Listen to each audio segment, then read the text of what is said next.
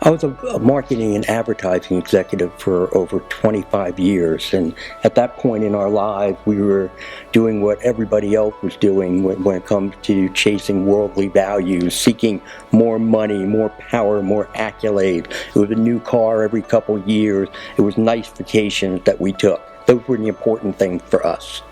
After we relocated here to Atlanta, we realized we needed to find a new church home.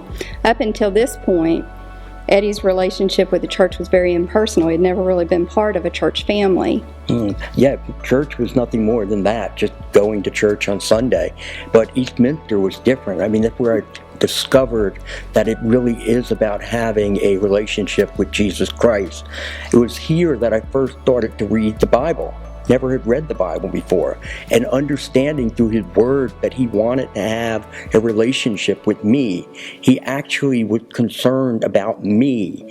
And the more I wound up learning about Jesus, the more I learned about his agenda, well, then my agenda wasn't really important anymore. Eddie's whole value system had been upended, and we thought, now what? Yeah, now what? And I honestly didn't know. But then a pastor he was here at our church at the time pulled me aside and he said, I think you're a Christian counselor.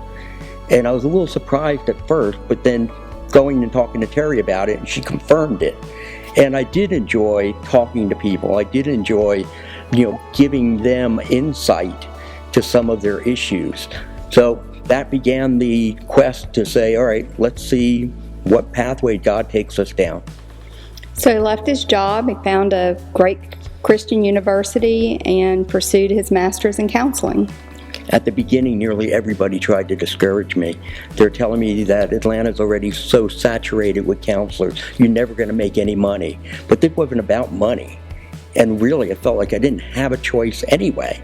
So again, the journey began. 7 years to get certified to become a licensed counselor.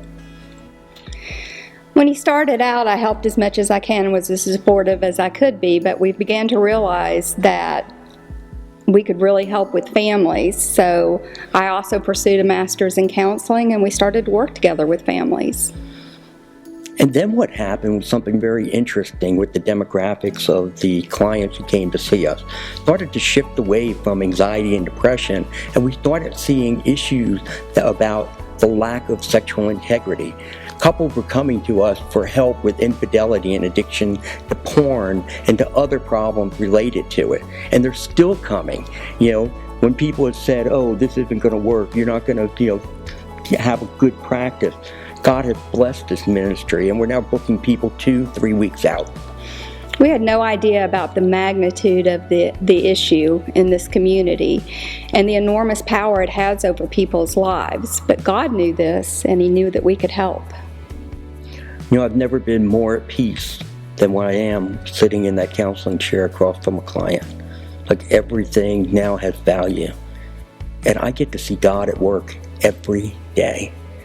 And sometimes during counseling sessions, things come out of my mouth that I can't even believe. And I know that is the Holy Spirit that's working through me, that he can work through them.